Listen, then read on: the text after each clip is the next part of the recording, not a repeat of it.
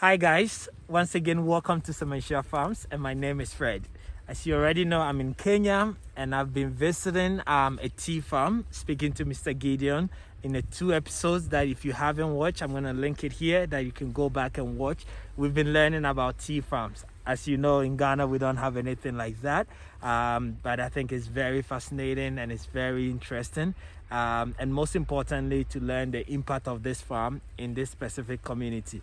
Today we want to take you on the field and see really what the women and men are doing and how they are picking the tea.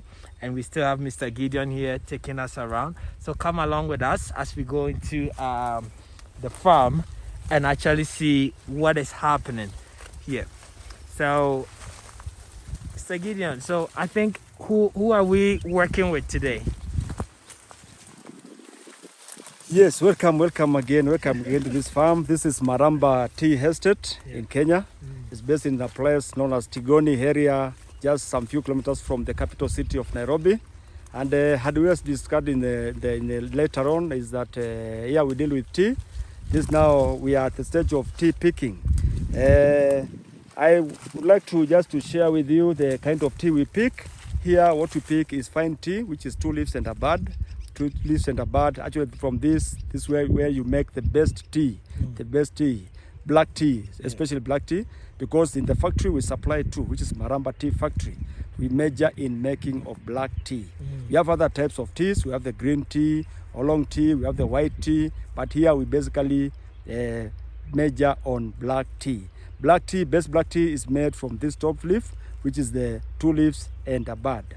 Here plucking, we do it manually using hands. There's some other places machines are being used, but here we basically use manual plucking. That is why we have so many people in the farm. As I said later, is that we have over 200 people in this farm who are working and depending on this farm and tea picking here.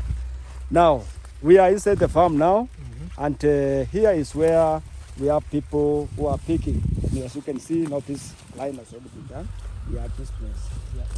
When this person comes here, he or she will just be able to pick just these leaves. This is how they do it. Just do like this. Like this. Wow. Have you also been picking? You look very good. I have an experience of 25 years now. Oh, wow. in this. And actually you can't manage horsepower for something which you don't know. Exactly. Yeah. So like me. You can't.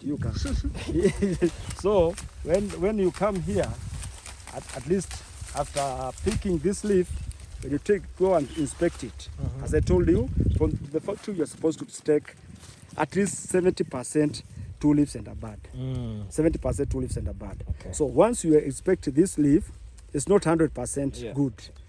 We have some leaves like these ones which are a bit crushed. These ones are not supposed to be there. They're so supposed to be there. You throw that away. Yeah, this one you just throw them away. This one is not bad, it is good. This 1 leaf and a bud is okay. But anything which is hard and which is broken and crushed is not supposed to be there. What is wrong with the one I picked? The one you picked is not very bad, but this one has a problem. This one is not supposed to be there. The small one, this one is not supposed to be there. So it's supposed to be this? Yes, the 2 leaves and a bud, that's good. So this is 2 leaves and a bud. This is a bud, a BUD. This is a bud. That wasn't that bad, right? Okay. I think I can learn this. I don't know how long I have to stay here. If you have 25 years experience, that's like almost my entire age. So actually the other thing we base on so much is the handling of the leaf. The leaf handling has to be handled well. Like this one, if you crush it like this, this was not good, because this one will mean that what we call the fermentation. Fermentation will start from the farm. And it's not right. It's not supposed to start here. In the factory, there's that stage of fermentation. Yeah, because there we have the withering, and then they have the cutting. After the leaf is being cut, it undergoes fermentation process. And that one has to go properly with a specific time and those a period, with a specific period. But now once you crush it from the field, it means that it will start fermenting from the field. So by the time it reaches the factory, it have done extra time of a fermented, which is not good. And So is that like a quality issue? yeah, that's the final product quality issue. Yeah, the final product quality issue. So it's not supposed to be crushed. It's supposed to go there when it's just intact. Yeah. That makes complete sense. Yes. Okay. Yeah. So I can see a gentleman who is also picking. Can we get closer to him and maybe get a sort of how he's picking? And he has a stick. Yeah. What is he using the stick for? That's what we call it as a picking word. Okay. That word is just for maintaining the table. Now once he puts the stick, anything above it should be picked. Anything below it, you should not touch it. Right now, you can even come closer. Yeah. Faster.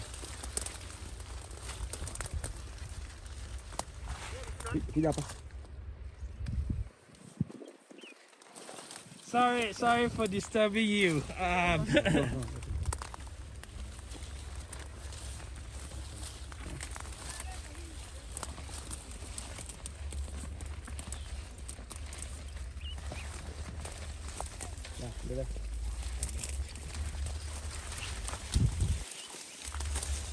Yeah, as I was saying, now the use of this word is when you put it like that, it gives you the level of the two plants, that one and this one. Yeah. So anything above it, you remove it. Okay. You just remove it, anything above it. But anything now which is below that stick, like here, I'll pick this one, but this one I can leave it. Because I want this one to grow and this one also come, so they may cover this area. Yeah. Okay. And that one will automatically increase the production because you'll be getting more leaf from these open spaces. Yeah. The bigger the table, the higher the production of the plant. Do you want mine? Oh, it's not good. Yeah. Is it good? Yeah, that's Okay. good. That one's good. Great. Yeah. So that's how they do it. See down there. Wow.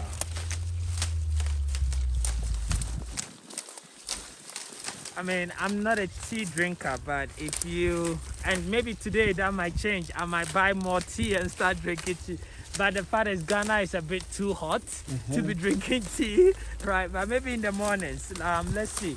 But I think it's so fascinating. I mean, if you're you know, a fan of black tea and you drink a lot of black tea, here we are.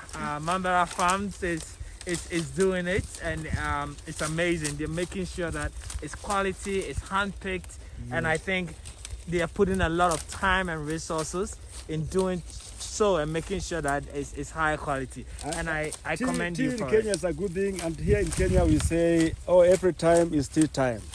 So, however, be it hot or what, we also say, dawa ya moto ni moto. That is a Swahili saying, meaning the medicine to hotness is something hot. So when it's too hot, you take it hot. Anytime is tea time. Okay. Yes. Okay. So tea is a good thing. If you can shift, it's good. You also take cocoa. Yeah. But take a lot of tea. All right. Yes. All right. Ade, let's talk about this. Maybe you need to convince me now. And I'm sure if you're watching and you're not a tea person, a black tea person, we all want to be convinced. So Mr. Gideon, convince us. Why do we need to drink black tea? Is there any other benefit aside the social aspect of drinking something? It's a good stimulant. Actually, because of it contains that strong nicotine. A good stimulant. Once you take it, you feel good. Actually feel good. Yeah. And also, we have a myth at the present times of corona, the COVID-19. That is a medicine to COVID-19. So the more you take tea, the more safer you are. Yeah. Yes. Okay. Yes. I don't think anybody wants to get COVID, so I guess we already sold. We are taking tea from here. Yes. So as I keep on saying, I'm not a tea person. What I'm seeing here is just amazing, and I want to be. Tell me the types of the teas that you process or are even common in Kenya. And black tea, green tea, what are the type of teas that are common here? Yes, okay. In Kenya, we are very much well known in black tea, number one. That one is done in a very big percentage. Especially we have many factories this area of central Kenya, and also the western Kenya. We have also many factories there. The big number, they do process black tea. But also we have green tea, which is coming up nowadays, coming in order. You see, with the green tea, it has a bigger medicinal value. And also, okay, the thing is, the plant is the same. Only the process of manufacturing is different. Because with the green tea, with black tea, we have the CTC, the cutting, tearing, and curing.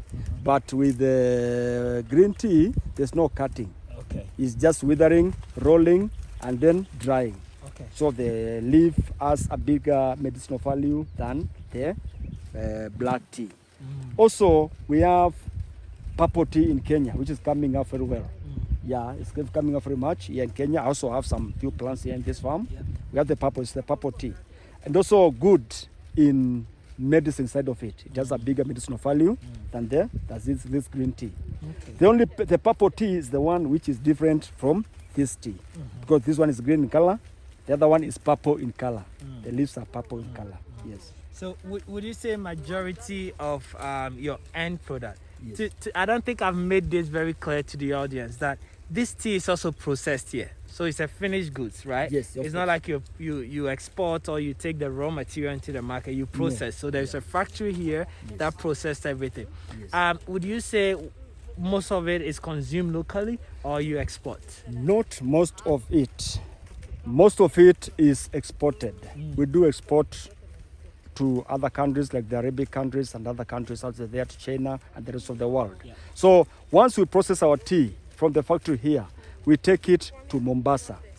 Mombasa is our central selling point of tea. All the East African tea is sold at Mombasa. Okay. We have the bigger auction there. Okay. So all the tea is transported there. A small percentage is sold locally. Just locally, we have a shop, also an outlet shop here, whereby we sell our products locally. But majority of it, a bigger number, the percentage of it is taken to Mombasa for export. Okay. I think my last question to you is somebody watching us thinking about maybe going into the tea business, whether it's selling it or planting it, or what would be your advice to somebody watching us who wants to, maybe it's from Kenya, living abroad or living in Nairobi, he's been thinking about this. What would be your advice? Actually, especially now in Kenya now, tea is doing quite well, actually in the economy of the country, being the leading one. It's the leader as at now. Initially we had coffee. Coffee is not doing quite well, but now tea is number one in Kenya. Okay. So it's a good business. Anybody thinking to venture into it, it's a good business. Be it planting, if you have all the required, maybe it's land and so on. Actually, the biggest challenge is land. If you have it, you can plant tea. If you don't have, you can still sell tea, the end product. It's a very good business, a very good business. And also, if you don't take it, you can start taking tea.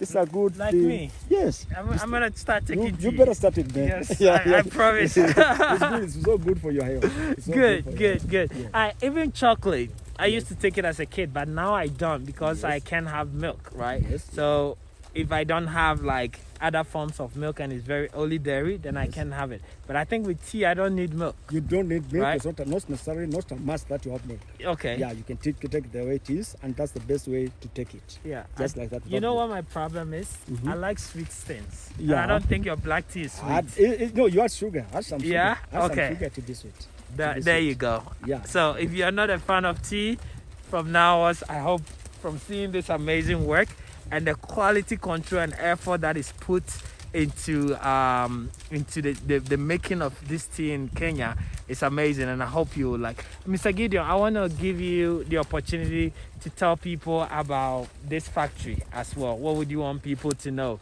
If somebody wants to visit, if somebody wants to buy from you, you never know who is watching. So I want to give you the opportunity to say anything that you want to use this audience to say. Yes, concerning the factory, although we shall have another episode of the factory itself, but our tea, or rather our end product is in the market. It's called Maramba Popote, or rather Maramba tea.